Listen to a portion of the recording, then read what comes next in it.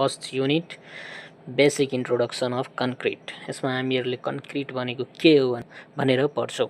So concrete is a product obtained artificially by hardening of the mixture of cement, sand, aggregates and water in predetermined proportions।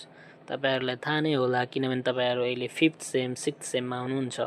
So concrete भनेको के हो तपाईहरुलाई already थाहा होला, तर concrete भनेको main चीज के हो भने नि हामीहरूले आर्टिफिसियली अब्टेन गरेर कुनै प्रोडक्ट एउटा आर्टिफिसियली अब्टेन गर्छौँ र त्यसलाई हार्ड गरेर त्यसको मिक्सचरमा हामीहरूले सिमेन्ट, स्यान्ड र एग्रिगेटलाई युज गरेर एन्ड देन आफ्टर कुनै कुनै टाइम हामीहरूले एडमिक्सचर पनि युज गर्छौँ र त्यसमा वाटरलाई मिक्स गरेर, यतिकै होइन फेरि वाटरलाई मिक्स गरेर इन प्रिडिटरमाइन्ड प्रोपोर्सन त्यसको रेसियोहरू हुन्छ, वाटर सिमेन्ट रेसियोहरू हुन्छ, त्यसलाई स्टडी गरेर then after we have to put water on that and then after we have to mix it very nicely so that only we can make a concrete. So concrete हामीहरूले यसरी obtain गर्छौँ। Concrete has enough strength in compression but has little strength in tension. अब हामीहरूले यसको बारेमा जान्छौँ कि concrete भने के भने नि यसको कम्प्रेसनमा यो धेरै नै स्ट्रङ हुन्छ, तर इन टेन्सनमा यो धेरै नै कमजोर हुन्छ, विक हुन्छ। Due to this concrete is weak in bending, shear and tension. Hence, the use of plain concrete is in limited applications where great compressive strength and weight are the principal requirement। अब जहाँ हामीहरूलाई compressive strength धेरै चाहियो, weight र त्यसको प्रिन्सिपलहरू requirement छ, त्यहाँ हामीहरूले प्लेन कन्क्रिट कदापि युज गर्दैनौँ, त्यसको एप्लिकेसन धेरै नै कम छ। अब हामीहरू प्रोपर्टिजतिर लाग्छौँ। प्रोपर्टिज अफ कन्क्रिट भनेको के हो भने नि क्यारेक्टरिस्टिक्स कम्प्रेसिभ स्ट्रेन्थ, जसलाई हामीहरूले एफसीके पनि भन्छौँ, modulus of elasticity of concrete EC, flexural strength, bending tensile strength, modulus of rupture FCR, these all are same thing. Characteristics compressive strength of concrete FCK. अब एफसीके भनेको के हो त्यसको बारेमा हामी बुझौँ। It is the value of the strength of the material in which 5% test results are expected to fail। अब म तपाईहरुलाई क्यारेक्टरिस्टिक्स अफ कम्प्रेसिभ स्ट्रेन्थ भने के हो भनेर त्यसको बारेमा एउटा इक्जाम्पल दिएर सम्झाउँछु, एउटा स्टोरी बेस्डमा सम्झाउँछु जुन कि तपाईहरुलाई लङ टर्मसम्म याद रहिरहोस्। के भएको थियो भने नि एकचोटि साइन्टिस्टहरूले के भयो, अब फर इक्जाम्पल हामीहरूले लिए M10, जसको रेसियो के हुन्छ M:3:1:3:6। ओके, यसमा के भन्ने यो सिमेन्टको पार्ट हो, यो स्यान्डको पार्ट हो र यो 6 भनेको एग्रिगेटको पार्ट हो। ठिक छ। अब यसमा साइन्टिस्टहरूले के गर्यो, एउटा तपाईहरुलाई थाहा छ मोल्ड हुन्छ हाम्रो 150 mm को L/B/H भएको एउटा मोल्ड हुन्छ, कन्क्रिट मोल्ड भन्छ, कन्क्रिट क्युब भन्छ। त्यसमा हामीहरूले के गर्छौँ भने नि अब साइन्टिस्टले के गर्यो, सिमेन्ट 1 ब्याग अफ सिमेन्ट अनि 3 पार्ट्स अफ स्यान्ड अनि 6 पार्ट्स अफ एग्रिगेटलाई के गर्यो त्यसमा मिक्स गर्यो। ठिक छ, एउटा मिक्स गरेर त्यसमा सबै राम्ररी पुरै मिक्स गरेर त्यसलाई एउटा मोल्डमा राखो, कन्क्रिट क्युबमा राखो, त्यसलाई फिल गरेर एउटा के बनायो, यसले कन्क्रिट क्युब बनायो, कतिको M10 को। अब यसलाई के गर्यो यिनीहरूले साइन्टिस्टहरूले M10 को 100 वटा, टोटल 100 वटा क्युबहरू बनायो। 100 वटा क्युबहरू बनाएर यसलाई के गर्यो युटिएम भनेको एउटा के हो, मेसिन हो, युनिभर्सल टेस्टिङ मेसिन, जहाँ हामीहरूले आफ्नो कन्क्रिटको कम्प्रेसिभ स्ट्रेन्थ चेक गर्छौँ। त्यहाँ यिनीहरूले टेस्ट गर्यो, 100 वटा क्युब लिएर यिनीहरूलाई टेस्ट गर्यो।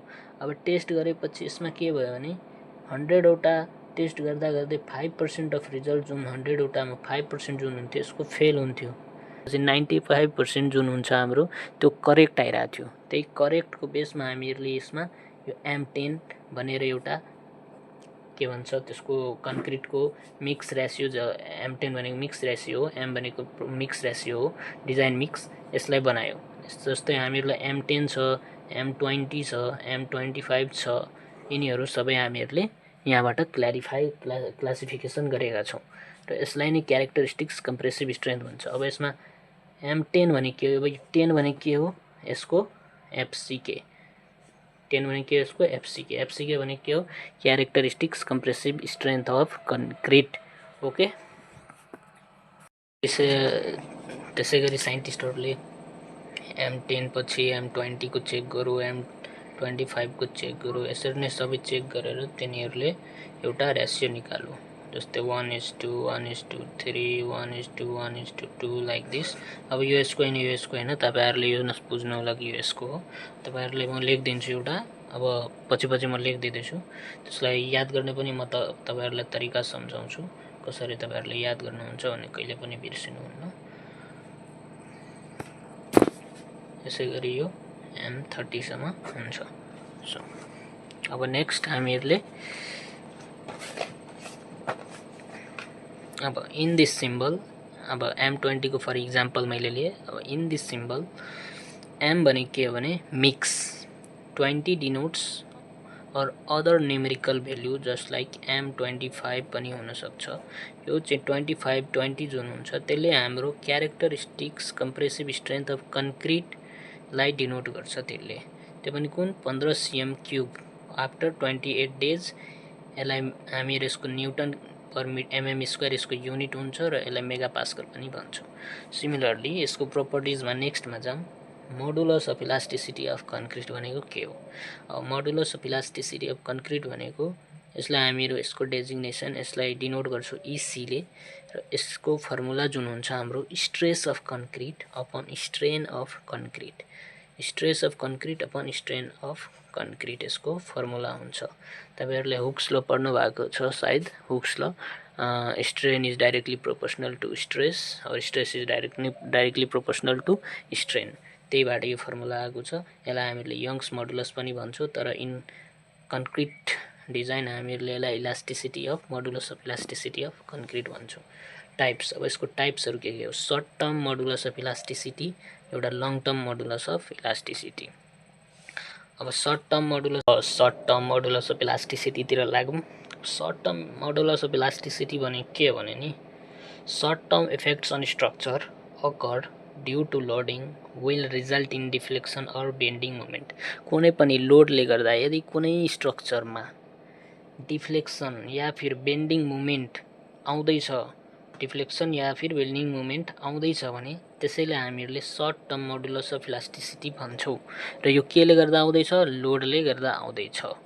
So as per IS 456-2000, the value of modulus of elasticity of concrete is 5000 root under FCK Newton per mm square. अब यो FCK को के हुन्छ यहाँ? FCK को युनिट न्यूटन पर mm स्क्वायर हुन्छ।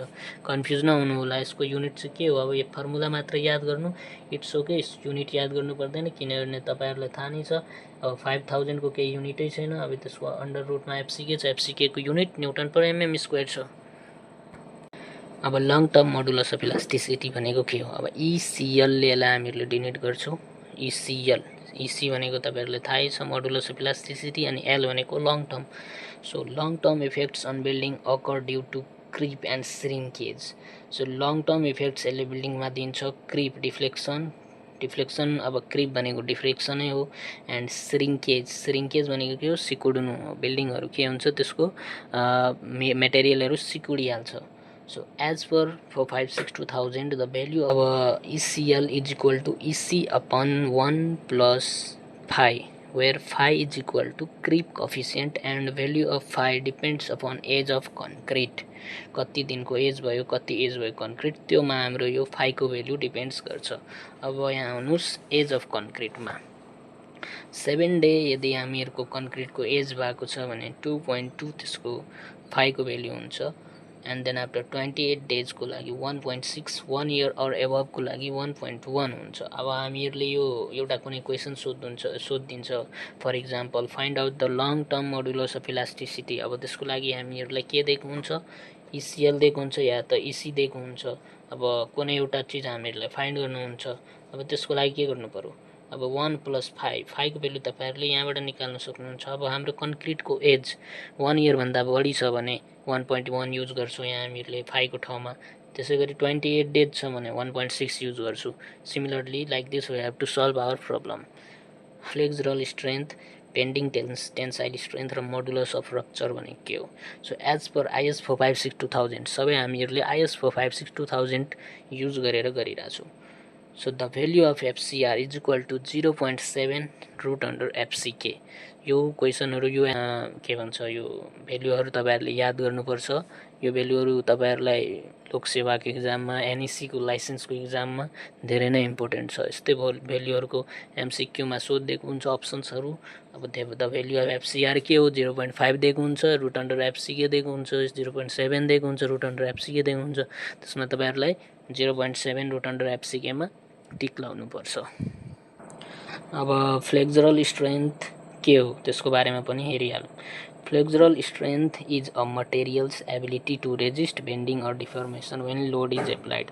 फ्लेक्सुरल स्ट्रेन्थ भने के हो? अब कुनै एउटा मेटेरियल छ, अब यो मेटेरियल हो, ठिक छ, हाम्रो यो कुनै मेटेरियल हो। यसमा हामीहरूले कुनै लोड एप्लाई गर्यो भने यसमा हामीहरूको बेन्डिङ मोमेन्ट आउँछ, बेन्डिङ आउँछ, डिफर्मेसन हुन खोज्छ यो। सो त्यही बेन्डिङ डिफर्मेसनलाई रेजिस्ट गर्नको लागि कुनै पनि लोड यदि त्यो बेन्डिङ र डिफर्मेसन यसमा पैदा गरिरहेछ भने त्यसलाई रेजिस्ट गर्नको लागि हामीहरूले जुन स्ट्रेन्थ हाम्रो जुन कन्क्रिटको हुन्छ त्यसलाई नै हामीहरूले फ्लेक्सुरल स्ट्रेन्थ भन्छौँ। स्टिलको युज हामीहरूले किन गर्छौँ? स्टिल भनेको के हो र स्टिललाई हामीहरूले किन कन्क्रिटसँग युज गर्छौँ त्यो हामीहरूले अब पढ्छौँ, ठिक छ। त्यसै गरी रिइन्फोर्समेन्ट। अब रिइन्फोर्समेन्ट भनेको के हो? रिइन्फोर्समेन्ट स्टिल, रड, सरिया जे पनि तपाईहरुले भन्नुहुन्छ त्यो आफ्नो गाउँको भाषामा। Reinforcement refers to the process of strengthening concrete structure by adding the composite material consist of steel and concrete. अब रिइन्फोर्समेन्ट भनेको के हो? Process of strengthening concrete structure by adding के अब के एड गरेर यसमा? अब हामीहरूले कन्क्रिटको स्ट्रक्चरमा कुनै पनि एउटा कन्क्रिट स्ट्रक्चर छ त्यसमा हामीहरूले यदि स्टिललाई युज गरिदियो भने त्यो स्ट्रक्चरको स्ट्रेन्थ हामीहरूले के गर्छौँ? यहाँबाट बढाउँछौँ। अब कुन स्ट्रेन्थ हामीहरूले बढाउँछौँ त्यो पनि तपाईहरुलाई रिजनसँगै भन्छु, अगाडि हेर्दै जानुस्। अब modulus of elasticity of still. Modulus of elasticity of still यो पनि तपाईहरुलाई धेरै नै इम्पोर्टेन्ट छ MCQहरूको लागि। ES is equal to 2 × 10⁵ newton per mm²। अब क्लासिफिकेसन अफ स्टिलमा जाऊँ। क्लासिफिकेसन अफ स्टिल अब क्लासिफाइड कसरी गरेको छ स्टिललाई? माइल्ड स्टिल जसको भ्यालु Fe250 भन्छ। कुनै क्वेसनमा तपाईहरुलाई अगाडि म लग्छु, क्वेसनहरू पनि गराउँछु। माइल्ड स्टिलमा के छ भने नि Fe250 यसमा तपाईहरुलाई ओन्ली माइल्ड स्टिल भनेर के गरिदिएको हुन्छ? क्वेसनमा दिइहालेको हुन्छ। Fe250 यो भ्यालु दिएको हुँदैन। भेरी डक्टाइल, यो धेरै डक्टाइल हुन्छ। Can be used for earthquake resistant building. अब डक्टाइल किन हुन्छ, किन यसलाई अर्थक्वेक रेजिस्टेन्ट बिल्डिङमा युज गर्छ भने नि अब यो डक्टाइल धेरै हुन्छ। डक्टाइल भनेको तपाईहरुलाई थाहा छ, सुन, गोल्ड थाहा छ। गोल्डलाई जति पनि यसो थिच्दा तपाईहरुले त्यसमा हथौडी लिएर हान्नुस् त्यो भाँच्दैन, त्यसको प्रपर्टी नै त्यस्तो हुन्छ। डक्टाइल मेटेरियल हो। डक्टाइल मेटेरियल भनेको त्यही हो, त्यो भाँच्दैन, त्यो के हुन्छ? स्ट्रेन्थ के हुन्छ? एक्सटेन्ड हुन्छ। जतिसुकै तपाईहरुले त्यसमा हथौडी लिएर हान्नुस्, ह्यामर लिएर हान्नुस्, त्यो के हुन्छ हाम्रो त्यो लच्किन्छ, लचकपन हुन्छ, त्यसमा डक्टिलिटी हुन्छ। अब त्यसै गरी भूकम्प आउने बेलामा त हाम्रो बिल्डिङ हलेपछि अब त्यसमा डक्टिलिटी भएन भने हाम्रो त बिल्डिङमा अब डक्टिलिटी भएन भने त्यो रड त भाँच्छ। त्यही भएर डक्टिलिटी हामीहरूले यो माइल्ड स्टिललाई हामीहरूले अर्थक्वेक रेजिस्टेन्ट बिल्डिङहरुमा युज गर्छौँ। त्यसै गरी अब हाम्रो HYSD बार, हाई यील्ड स्ट्रेन्थ डिफर्म बार। हाई यील्ड स्ट्रेन्थ डिफर्म बार भनेको के हो? अब यील्ड स्ट्रेन्थ भनेको के हो भने नि जस्तै FCK हुन्छ, क्यारेक्टरिस्टिक्स कम्प्रेसिभ स्ट्रेन्थ अफ बार। त्यसै गरी यील्ड स्ट्रेन्थ हुन्छ हाम्रो कुनै बारको। यील्ड स्ट्रेन्थ भनेको जहाँ हामीहरूको बारको म्याक्सिमम भ्यालु हुन्छ, जहाँबाट यदि त्यो भ्यालुलाई बढायो भने त्यहाँबाट हामीहरूको बार जुन हुन्छ त्यो डिफर्म्ड को साटो त्यो के हुन्छ? ब्रेकिङ हुन्छ, ब्रेक हुन्छ, फ्र्याक्चर हुन्छ। त्यही भएर हामीहरूले यसलाई यील्ड स्ट्रेन्थ भनेको त्यो हो। एन्ड कोल्ड ट्विस्टेड डिफर्म बार, यसको भ्यालु Fe410 हुन्छ। अब कुनै ठाउँमा तपाईहरुलाई HYSD युज गर्न भनिदियो भने त्यसमा तपाईहरुले Fe410 युज गर्नुस्। TMT बार, अब थर्मो मेकानिकली ट्रिटेड बार। अब यो धेरै नै युज हुन्छ हाम्रो रियल लाइफमा केएमटी भएर हामीहरूले धेरै नै युज गर्छौँ। Fe415 ग्रेटिकली ट्रिटेड भएर हो। थर्मल भनेको के हो?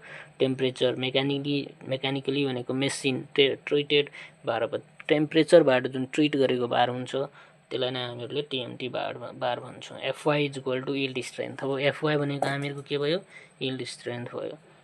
सो अब आयो हाम्रो reason behind using steel as reinforcing material. अब स्टिललाई हामीहरूले किन युज गर्छौँ? ठिक छ, अब स्टिललाई युज गर्नुको पछाडिको रिजन चाहिँ के हो? Thermal expansion coefficient. अब त्यसको रिजनहरू हेरौँ। Thermal expansion coefficient of steel is approximately equal to thermal expansion coefficient of concrete. अब थर्मल एक्सपान्सन भनेको के हो? हिटले गर्दा, जुन टेम्परेचरले गर्दा हाम्रो कन्क्रिटको प्रपर्टी के हुन्छ? टेम्परेचरले गर्दा त्यो एक्सटेन्ड हुन्छ। के हुन्छ? त्यो एक्सटेन्ड हुन्छ र एक्सटेन्ड भएर त्यो एक्सपान्सन हुन्छ। अब तपाईँहरूले कुनै ब्रिज हेर्नुहुन्छ, नेपालमा पनि कुनै यस्तो ब्रिजहरू छ। फर इक्जाम्पल तपाईँहरू इन्डिया जानु भने पटनामा एउटा ब्रिज छ, गङ्गा ब्रिज। त्योमा चाहिँ के भएको छ? यस्तै एउटा रोडहरू बनाएको छ, माथि ब्रिजहरू बनाएको छ। अनि त्यसमा के हुन्छ? बिचमा ग्याप प्रोभाइड गरेको हुन्छ। ग्याप किन प्रोभाइड गरेको हुन्छ? किनभने त्यो गर्मीको टाइममा टेम्परेचरले गर्दा त्यो के हुन्छ? एक्सपान्ड हुन्छ। किनभने त्यसको प्रपर्टी नै हाम्रो कन्क्रिटको के हो? एक्सपान्ड हुने हो। अब एक्सपान्ड हुने कारणले गर्दा अब हामीहरूले यसमा स्टिललाई पनि किन युज गर्छौँ? किनभने स्टिलको प्रपर्टी पनि हिटसँग यदि कन्ट्याक्टमा टेम्परेचरसँग आयो भने त्यो बेला हाम्रो के हुन्छ? स्टिल पनि के हुन्छ? एक्सपान्ड हुन्छ। अब यसको जुन थर्मल एक्सपान्सन कफिसियन्ट हुन्छ स्टिल र कन्क्रिटको, त्यो दुइटैको एप्रोक्सिमेटली सेम हुन्छ। थर्मल एक्सपान्सन कफिसियन्ट यसको एप्रोक्सिमेटली सेम हुन्छ। अब कसरी सेम हुन्छ? अब यहाँ आउनुहोस्। स्टिलको के हुन्छ? थर्मल एक्सपान्सन कफिसियन्ट हाम्रो 10 × 10⁻⁶ per degree Celsius. And then after कन्क्रिटको के हुन्छ? 7.2 × 10⁻⁶ पर डिग्री सेल्सियस। अब तपाईँहरूले भन्नुहुन्छ यसको 10 छ, यसको 7 छ, मैले त एप्रोक्सिमेटली भनेको छु। अब के भयो? साइन्टिस्टहरूले के भनेको थियो भने नि स्टिलै किन युज गरेको थियो? त्यसको पछाडि पनि रिजन छ। अब साइन्टिस्टहरूले टेस्ट गरौँ कन्क्रिटसँग ब्याम्बो युज गरेर, अरू धेरै ट्रीहरू युज गरेर, वुडहरू युज गरेर, तर त्यसमा के भयो? सबैको थर्मल एक्सपान्सन कफिसियन्ट जुन थियो त्यो कसैको धेरै थियो स्टिलभन्दा, कसैको के भन्छ कम थियो। अब त्यहाँ चाहिँ हामीहरूले कन्क्रिट युज गरे, कन्क्रिटभन्दा धेरै थियो, कन्क्रिटभन्दा कम थियो कुनैको। तर त्यहाँ के भयो? अब एउटा स्टिल युज गर्यो। स्टिल युज गरेपछि त्यसको थर्मल एक्सपान्सन एप्रोक्सिमेटली के थियो? त्यसको भेल्यु कन्क्रिटको भेल्युसँग आसपास थियो, मिलिरहेको थियो। त्यही भएर हामीहरूले कन्क्रिटलाई स्टिलसँग युज गर्छौँ। त्यही कुनै पनि हामीहरूले के भन्छ स्ट्रक्चर बनाउँदाखेरि हामीहरूले कन्क्रिटलाई के भन्छ स्टिलसँग युज गर्छौँ। र अनि त्यसैले हामीहरूले यसलाई कन्क्रिट र स्टिलको मिक्सलाई आरसिसी भन्छौँ, reinforced concrete structure, cement structure या फिर रिइन्फोर्स्ड सिमेन्ट कन्क्रिट स्ट्रक्चर। यसले गर्दा के भयो? अब deflection will be same and having good bond. यसले गर्दा के भयो? डिफ्लेक्सन सेम हुन्छ र गुड बन्ड हुन्छ एकअर्काको, स्टिल र कन्क्रिटको। Modulus of elasticity for tension at compression is same. अब यसको पछाडि अझै एउटा के थियो रिजन? मोडुलस अफ इलास्टिसिटी जुन थियो for tension and compression same थियो यिनीहरूको। Easily available and cheap. Easily available थियो, त्यो पनि एउटा प्रपर्टी हो हाम्रो कन्क्रिटसँग स्टिल युज गरेको। अब हामीहरूले वर्किङ स्ट्रेस मेथड र लिमिट स्टेट मेथड भनेको के हो त्यो अर्को क्लासमा, नेक्स्ट क्लासमा पढ्छौँ। एउटै क्लासमा तपाईँहरूलाई फेरि पढायो भने तपाईँहरूलाई फेरि बोझ लाग्छ, धेरै वर्क लोड हुन्छ। त्यही भएर एउटै क्लासमा अब यति धेरै पढाउनु पनि हुँदैन। यो पनि धेरै ठुलो क्लास भयो, 20 मिनट्स जतिको भयो र ठिकै छ। त्यसो भए वर्किङ स्ट्रेस मेथड र लिमिट स्टेट मेथड म तपाईँहरूलाई नेक्स्ट क्लासमा पढाउँछु। Thank you.